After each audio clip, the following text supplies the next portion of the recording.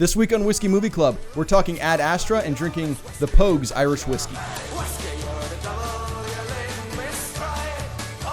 So we're drinking the Pogues Irish Whiskey. I'm super excited because I've been looking for this since it came out a couple years ago because I'm a huge... this is named after the band The Pogues, a legendary punk rock Irish folk band. If you don't listen to them, you should because they're really good. Check them out. Yeah, they're fantastic. We actually used their song in the intro, so if you like that, Google them. But they released a whiskey, and so I found it the other day, and I bought it because I've been waiting for it. So let's crack it open. Yeah. Always do the cork sound. I like it. That one was dramatic. That's pretty good. Smell test. I like the smell. Yeah. Sexy pour time. All right, Jason, you're first. Okay. Let's no. We got to do the ASMR shit. You get the microphone way up in there. Okay, you ready? Yep. That is the sound of liquor being poured into glasses. Well done. Somebody has a Woody right now.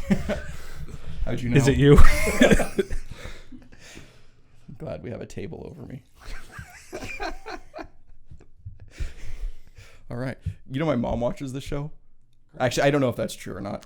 Just brag about it. We Your mom watches this show. I'm really disappointed. Weird flex, but okay. Because one of the things I get really excited about, Cork sounds and labels. Cork sounds and labels, yeah. Which sounds like a weird 90s cartoon. Sure. But the top is plastic. Oh. Well, that is a disappointment for you. It's quite I'm a huge fan of the Pogues, but the bottle's black. It's kind of piratey looking, and it's got their logo on it. So, all right. Before we jump into the Ad Astra talk, let's pretend like we know what the fuck we're talking about with whiskey. Smells good.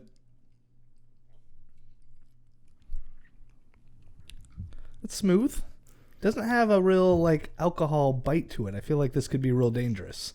It's way smoother than Redbreast. I could sit there, right. not complex, but I could just easily drink this and just lose track of how many I've had.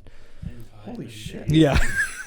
This is that's good stuff. Very, very good. Straight up is very nice. I like this a lot. I don't like it as much as Redbreast because it doesn't have that same complexity that Redbreast is basically the gold standard for Irish whiskey for us. I think it's been up there. That and Angel's Envy is up there. Angel's Envy. Well, that's a bourbon. That's a bourbon. Yeah. Sure. Yeah. As far as drinks we've had on here, but is Irish whiskey. Yeah. Very, very smooth. Very drinkable. Really? I could see my tongue is a little numb. Yeah. So it's a little. Yeah, a little some heat there. But it's not. It's not aggressive. No, it's very nice. We did Scotch last week, so maybe that's why we're thinking this is so smooth. My taste buds are just now going back in. All right, so we like the whiskey. Did you like Ad Astra? I thought the movie was pretty good. I enjoyed it overall. I don't think I enjoyed it quite as much as you did, though. Yeah, because I I liked it more than Interstellar and almost as much as The Martian. Although it's a totally different movie than The Martian. I feel like this is the movie that Interstellar was trying to be. Interstellar was kind of pseudo-philosophical. It thought it was a lot smarter than it was. Love is the one thing we're capable of perceiving that transcends dimensions of time and space. I think this rises to, I think it's a lot smarter than Interstellar. Right. I did like this better than Interstellar, but I think I like The Martian a little more. For me, it was a little more entertaining. Well, The Martian is like a fun adventure comedy. Yes. In the face of overwhelming odds, I'm left with only one option. I'm gonna have to science the shit out of this. It's MacGyver in space. Sure. Yes. And I think that's something. Again, we're not getting into spoilers. This movie doesn't have that thing that you see in every other space movie where it's like, oh, you have this much oxygen left, and there's a race against time to get to something before your resource runs out. It's like, oh, you only have enough fuel to get you halfway there. Like you're gonna have to figure something else to slingshot around the moon or something. Right. And this one doesn't have any of that. You kind of feel like some of that's in the space parts where you're like, okay, he's having to do something now because things have gone awry, but you never really get told, here's your resources are limited. That wasn't the problem they're trying to solve. One of the things, the thing I like most about this movie, other than the great writing, great visual effects, and the amazing cinematography, was that the movie felt very routine in the space life. Like they're always going to the moon. The moon is like a tourist destination. The airport at the moon. Yeah, there was like, and then like they go to Mars. I don't think that's any spoilers. It all felt very routine, and so the exploration of space wasn't the problem. It was this without giving too much away, the This is in the first couple minutes. The energy surge. The energy surge. It's in the trailers. Yeah. The energy surge that is threatening to take out the solar system. If you haven't seen the movie or any of the trailers for it, even if you have seen the trailers, because I don't feel like the trailers or the marketing did a good job describing the movie. It was a different. Like I thought it was going to be like Tommy Lee Jones is this evil guy out in space who's just gone nuts and is trying to obliterate humanity. Yeah, or I thought he was maybe stuck or stranded, and it was going to be a rescue mission to go get them, and it was just kind of like, hey, Brad Pitt, your dad is out there, we think maybe, so you're going to go to Mars and send him a radio message and see if he sends one back so we can find out where he is. Right. And that's basically the setup of the plot. So before I think there's a lot to talk about here, but I want to save that for our spoiler section. So just a real brief, is this a movie someone should see this weekend? I mean, for me, I think it is, but I'm also a space nerd. I love these kind of movies. I love movies that have a little bit of depth and explore the emotional aspect of exploration. It's 124 minutes long, and it does feel that way. It is a long movie. It does intentionally slow down in some places, which, speaking of which, another great thing about the movie is the use of drone and like sound and like it had amazing sound design in this. Sound design was amazing. Like from just a technical perspective, I know I'm off on a tangent. Right. Perfect movie. It's a very good work of art. It is. Yes. It is. As a entertaining movie, there's more like popcorn flicks out there, but if you like artistic films, the color in the movie looks amazing. Some of the cinematography is amazing. Sometimes it's very disjointing, but that works for what's going on in the movie. And the story itself, which we'll get into more later, is a neat kind of self-discovery or this like evolution of this man as he goes through this. Right. The movie's about abandonment and the cost of exploration, really, like at its core. And there's a great line at the end of the movie that kind of sums it up, but we'll get into that in a little bit. You also saw Rambo. Yeah. So if someone this weekend was thinking about going to see a movie and they weren't looking for some deep philosophical piece, would you recommend Rambo? No, I thought Rambo was just really bad. Like That's just so sad because you've been so excited. I've been very excited for this. Now, is it bad because you had hyped it up in your head? Or no. Did you know going into it that it was probably going to be garbage? No, I kind of went in with no expectations and walked out just real disappointed. Did you enjoy Ad Astra more than Rambo? Oh, yes. Okay. Yeah. Cool. Jason, must-see movie of the weekend? Yes and no. If you're into sci-fi, yes. If you're caught up on everything else that's out there, go see it. But yeah, if you're looking for something that's kind of artsy and something that's a thinker, go check it out. It's definitely got some depth to it. I think it's beautifully written. I definitely think it's going to be nominated this Oscar season for best original screenplay. I think it's just a brilliant piece of art. But then again, it really got to me in a way that it didn't get to you guys. So I'd like to jump into spoilers and have a deeper discussion of this. Before people depart, any final thoughts on the whiskey? Get some. Yeah, real good. This Drinkable. was, If you like mixed drinks, it'd be good for mixed drinks. I think it was $35, $40, something like that. Real good for the price point. Not easy to find in the United States. Like I said, I've been waiting years for it to pop up in Northern California. But if you're a fan of the band or the fan of Irish whiskey, you should probably get some. Absolutely. Yes, it's quite delicious. And that's like 40% cheaper than Redbreast 12? I haven't done the math. That's math. But it's delicious, and I highly recommend it. So if you haven't seen Ad Astra, I think you should. I think it's a great piece of art. Let's jump into spoilers. We're safe now, right? Yeah. Okay. They've all left. It's good. Despite all the really deep and well-made parts of the movie, my favorite part is when he goes on that there's that SOS call. Yeah, the Mayday they respond to. And they're searching that Mayday craft, trying to find the survivors, and he sees the dude floating there and just kind of convulsing.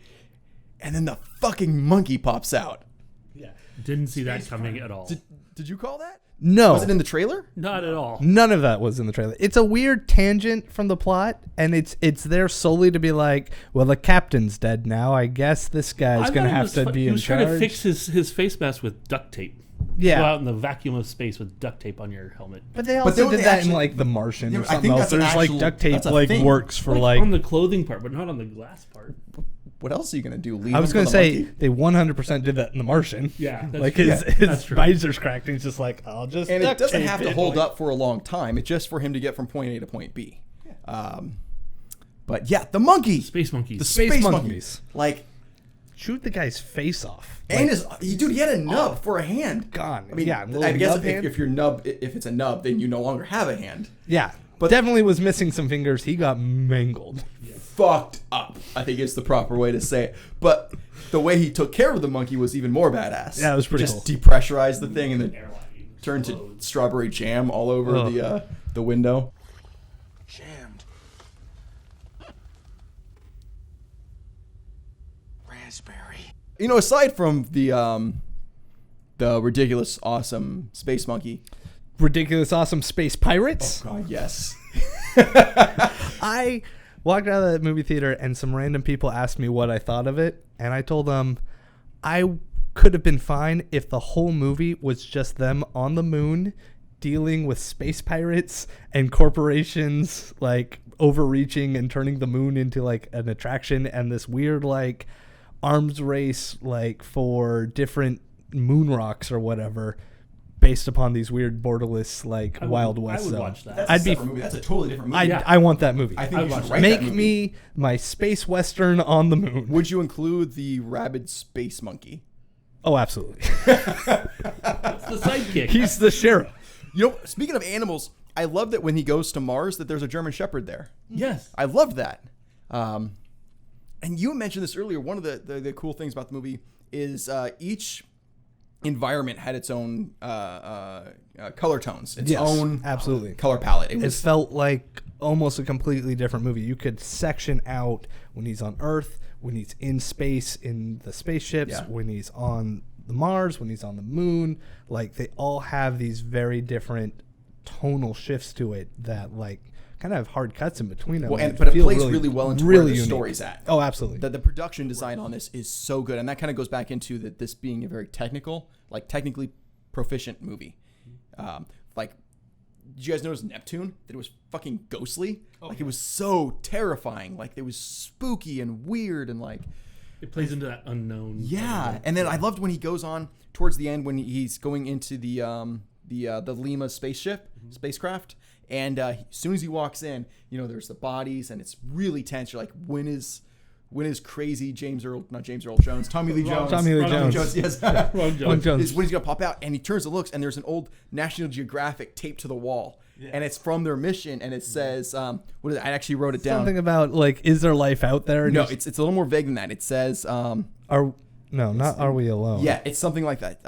Hold on. It says, is anyone out there? And then it says, yes, yes, yes. And I saw that. I was like, oh, fuck. Shit's about to get real. Well, that shot like ends on that National Geographic, and it pans across like just a bunch of old like computer printout data and just like stuff written over the top that's like, look at alternate data and stuff. And there's like really sets the tone of this. Like Tommy Lee Jones has been out there for a while. They've done the research.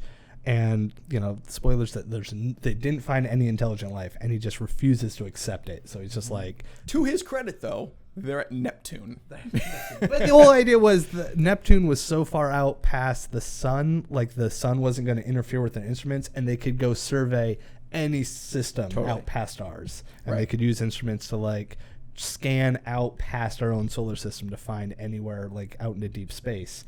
And, like, they came back with nothing. And so, like, that's a whole other movie where it's like, I want, like, a weird side movie or prequel where it's like Tommy Lee Jones is out there and his crew is like, yeah, we're all optimistic, and we get out there and they have struggles along the way because it's a super huge long journey to get out to Neptune. And then when they get out there, like, things or like They realize that nothing's Tommy Lee coming Jones back, is a and then dick. like years later, it's like, no, we're not going home. We're gonna stay till we find life. And they're like, we got to get out of here. I have kids. It's like The Shining in space. Like, yeah, So it's when he goes on that ship and there's the bodies floating, I was like, oh, this is turning Event Horizon. Like, I was like, you ever see that movie? long time. Yeah. I love that movie, and I was like, oh shit, Tommy Lee Jones went fucking crazy. They're gonna turn a quarter, and he's not gonna have any eyes, and he's gonna be bleeding like, I can see, you know, like I forget the line from that movie. I just dated myself, didn't I? that's Yeah, fine. it's the 90s. Lots of people. It's one of my favorite space horror movies. I expected there to be a lot more I was parallels gonna say to that's Event kind of a Horizon. niche genre. Space horror It films. is. There was, yeah. Is there many? I don't know. We'll discuss that later. Yeah, I mean, there. Whoever's editing this will put in the comments a list of, as I'm saying, there isn't many. Just scrolling, just Hundreds of of all the hundreds shit of we got maybe wrong. even thousands. But of all of them, Alien, Event Horizon is one of the better Aliens. ones, and I thought this was going to have a lot more in common with Event Horizon and 2001: Space Odyssey than it did Apocalypse Now. I know you guys disagreed, but for me, this was Apocalypse Now in space. In the best possible way. Like, it could have been really kitschy, but there was like moments where it was beat by beat Apocalypse Now. Everything from the search and destroy mission, you know, they didn't say it, but it was basically there. You know, I want you to execute the Colonel with extreme prejudice. The Colonel's name is Clifford, you know, close to Kurt's, kind of, right?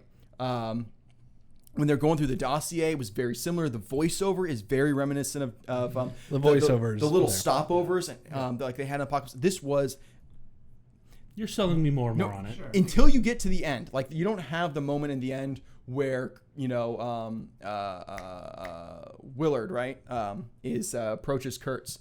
I'm confusing the book and the movie. I think it's Willard, right?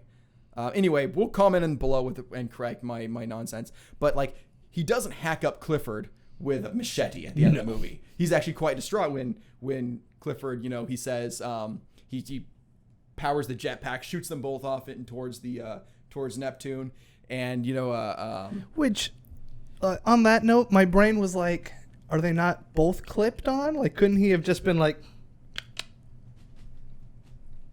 yeah, but like why did he have to try and drag his son out with him and be like, let me go? I don't- Everybody down with me. He didn't really have it all together. That's true. You know, he wasn't. He had been sitting out there by himself for 17 years. Yeah, that's fair. I mean, like, what do you think happens to someone if they are sitting by themselves in the middle of deep space for 17 years?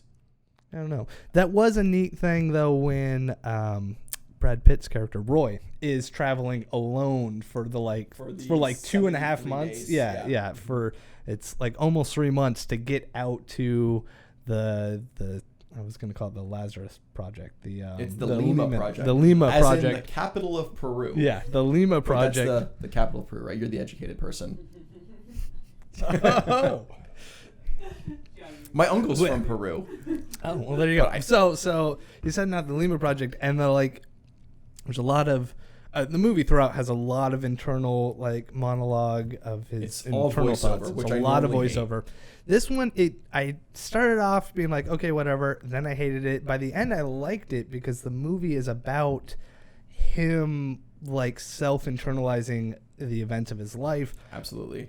and finally actually processing his dad's abandonment of them. Like, Well, the and movie starts, he holds his dad as this hero. He's As like, everyone does. yeah. He's the most decorated Yeah. person in Space Comm. I actually wrote down all their little accomplishments. He's the most decorated. He's the most famous. He's the standard that everyone lives up to. And this is his son. And so obviously he's been struggling his whole life to live in his dad's shadows. Like, they make a point of saying that Roy, the main character, not the dad, his heart rate's never gone above 88 beats per minute. Even when it was free falling in that epic opening scene, which was fucking incredible. Right. From Well, the and- space, and- Antenna. yeah, the space that antenna. scene's amazing because it sets up with like, oh, he is free falling through space. He doesn't have enough atmosphere to stabilize himself, so he's just tumbling and he's doing And everything he he can calmly to says, block I don't black have out. enough atmosphere to stabilize Yeah, and myself. he I'm is going a to block. Full-on robot. I was Yeah. like, this guy has some sort of sociological disorder I am not qualified to diagnose. Like,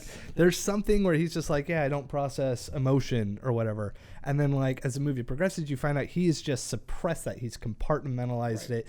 And because it's a lot of it is like, oh, I don't want to have to deal with those emotions. But it's, like, made it so he can't like connect with his wife, Liv Tyler. Like there's like weird disconnect. But he's between people. better than his father. He was always trying to live up to him. Yeah. But at the end of the movie, he realizes that, I mean, he was able to complete the mission, get back to Earth, and then realize he needs people, and he reconnects with his wife. Right. Well, there's the scene where like the other astronauts die, not necessarily he didn't like intentionally kill them, he's but like, "I'm not a because threat." his presence there caused like a chain of events that they all ended up dying. Right. And you watch the movie, you're like, but that was their fault. Like, Right. he didn't do anything. They did the things But then that he caused tells their Space death. Command. But he feels responsible for it. So it's Well, he is responsible for It is, yeah. But he takes that responsibility. He could have says, easily well, been no, like, they attacked me. It Well, was it's whatever. all on video. Like, He does acknowledge. He's like, well, it's on the ship record. Yeah. You know, history will be the judge. He said, but I'm going to complete my mission. And then he does. And then he crash lands back on Earth,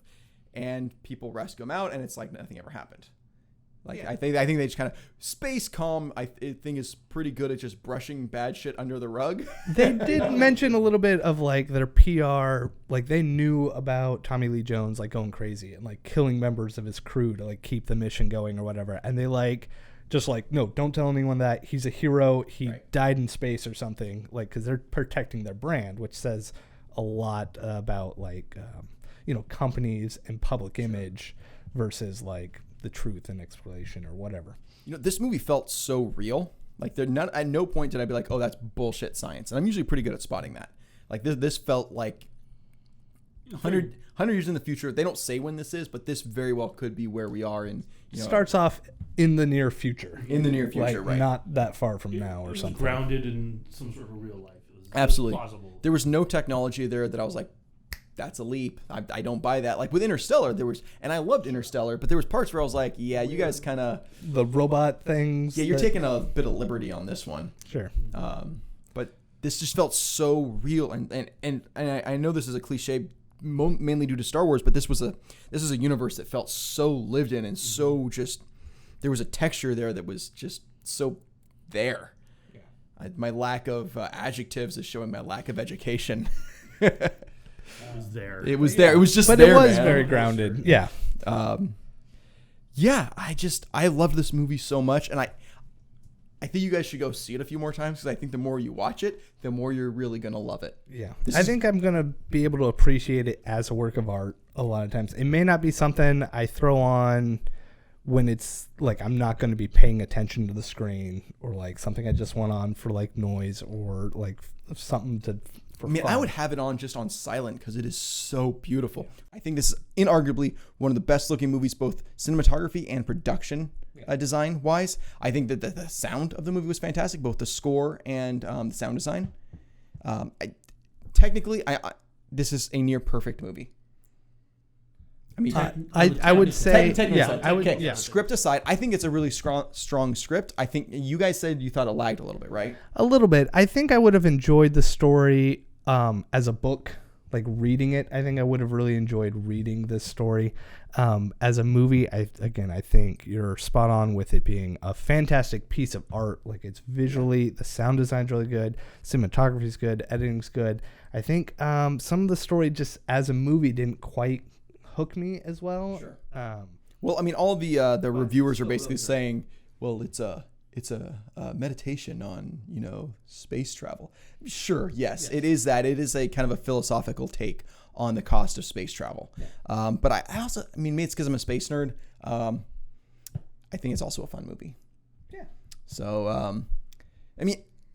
on the whole, I think we're being a little picky at times. It's a good movie. You guys enjoyed it. Yeah, It's definitely worth seeing. Objectively, it's a good movie. Yeah, I don't think it's going to be my favorite movie. I don't think it's going to be in my top 10 movies of anything at any point, but I still enjoyed my time. It was worth the price of admission. Yes. And again, having seen the other big movie coming out this weekend, Rambo, what would you see? I would see this one again in a heartbeat. All right. So, and the whiskey. What did you guys think of the whiskey? Real good. Super Real smooth. Good. Would you drink it again? Oh, absolutely. yes. I would make mixed drinks with this. I would drink it straight up again. It was all really good. Yeah. Once we sign off, I think I'm going to go downstairs and just keep drinking. Sorry, Mom. We're also in your house. You have that. That's true. I don't have to drive. I can just go downstairs and pet my dog and drink whiskey. Not a euphemism. So sorry. So sorry, That took guys. a turn real quick. It did. Well, it wasn't as bad as last week. So this is the part where we ask you to subscribe. So if you like what you saw, hit subscribe. Comment below if you think I'm wrong or full of shit, because I generally am. Where can people find you? At Captain Frucci. Like Captain Crunch. Just like Captain Crunch. And at JD Night Films, Because you were you're a filmmaker. I'm a filmmaker. You make movies. I try. You try. Yeah, we all try. You do. And you can find me at Real Jason Miller. And of course, this is Whiskey Movie Club. Please subscribe. Please comment. And please seek us out on social media. Tell your friends. Tell us, what's your favorite movies about space travel that has monkeys in it? We know things and we drink.